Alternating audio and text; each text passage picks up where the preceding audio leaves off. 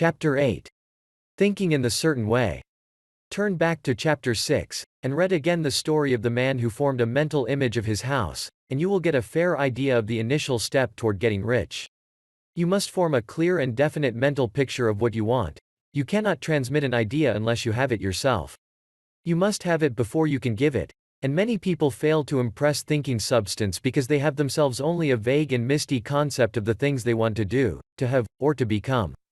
It is not enough that you should have a general desire for wealth, to do good with. Everybody has that desire.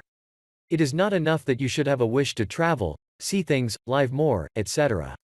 Everybody has those desires also. If you were going to send a wireless message to a friend, you would not send the letters of the alphabet in their order, and let him construct the message for himself, nor would you take words at random from the dictionary. You would send a coherent sentence, one which meant something.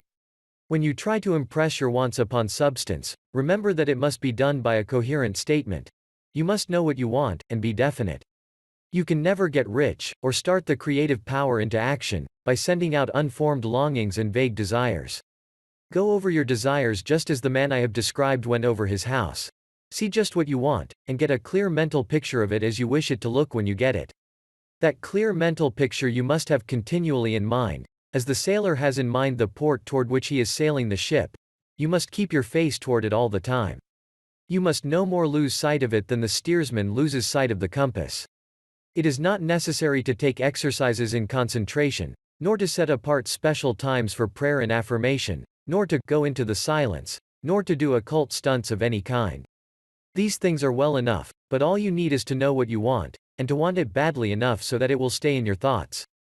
Spend as much of your leisure time as you can in contemplating your picture, but no one needs to take exercises to concentrate his mind on a thing which he really wants. It is the things you do not really care about which require effort to fix your attention upon them. And unless you really want to get rich, so that the desire is strong enough to hold your thoughts directed to the purpose as the magnetic pole holds the needle of the compass, it will hardly be worthwhile for you to try to carry out the instructions given in this book. The methods herein set forth are for people whose desire for riches is strong enough to overcome mental laziness and the love of ease, and make them work. The more clear and definite you make your picture, then, and the more you dwell upon it, bringing out all its delightful details, the stronger your desire will be. And the stronger your desire, the easier it will be to hold your mind fixed upon the picture of what you want. Something more is necessary, however, than merely to see the picture clearly. If that is all you do, you are only a dreamer, and will have little or no power for accomplishment. Behind your clear vision must be the purpose to realize it, to bring it out in tangible expression. And behind this purpose must be an invincible and unwavering faith that the thing is already yours, that it is at hand, and you have only to take possession of it. Live in the new house, mentally, until it takes form around you physically. In the mental realm, enter at once into full enjoyment of the things you want. Whatsoever things ye ask for when ye pray, believe that ye receive them, and ye shall have them, said Jesus. See the things you want as if they were actually around you all the time. See yourself as owning and using them.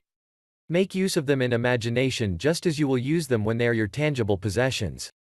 Dwell upon your mental picture until it is clear and distinct, and then take the mental attitude of ownership toward everything in that picture. Take possession of it, in mind, in the full faith that it is actually yours. Hold to this mental ownership. Do not waver for an instant in the faith that it is real. And remember what was said in a preceding chapter about gratitude. Be as thankful for it all the time as you expect to be when it has taken form. The man who can sincerely thank God for the things which as yet he owns only in imagination, has real faith. He will get rich, he will cause the creation of whatsoever he wants. You do not need to pray repeatedly for the things you want. It is not necessary to tell God about it every day. Use not vain repetitions as the heathen do, said Jesus to his pupils, for your Father knoweth that ye have need of these things before ye ask him. Your part is to intelligently formulate your desire for the things which make for a larger life, and to get these desires arranged into a coherent whole, and then to impress this whole desire upon the formless substance, which has the power and the will to bring you what you want. You do not make this impression by repeating strings of words. You make it by holding the vision with unshakable purpose to attain it, and with steadfast faith that you do attain it.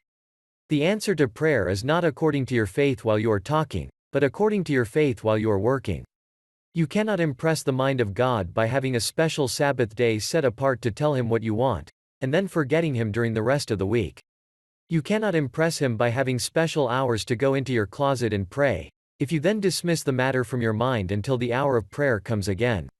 Oral prayer is well enough, and has its effect, especially upon yourself, in clarifying your vision and strengthening your faith, but it is not your oral petitions which get you what you want. In order to get rich, you do not need a sweet hour of prayer, you need to pray without ceasing. And by prayer I mean holding steadily to your vision, with the purpose to cause its creation into solid form, and the faith that you are doing so. Believe that ye receive them. The whole matter turns on receiving, once you have clearly formed your vision. When you have formed it, it is well to make an oral statement, addressing the Supreme in reverent prayer, and from that moment you must, in mind, receive what you ask for. Live in the new house. Wear the fine clothes. Ride in the automobile. Go on the journey, and confidently plan for greater journeys. Think and speak of all the things you have asked for in terms of actual present ownership. Imagine an environment, and a financial condition exactly as you want them, and live all the time in that imaginary environment and financial condition. Mind, however, that you do not do this as a mere dreamer and castle builder. Hold to the faith that the imaginary is being realized, and to the purpose to realize it. Remember that it is faith and purpose in the use of the imagination which make the difference between the scientist and the dreamer. And having learned this fact, it is here that you must learn the proper use of the will.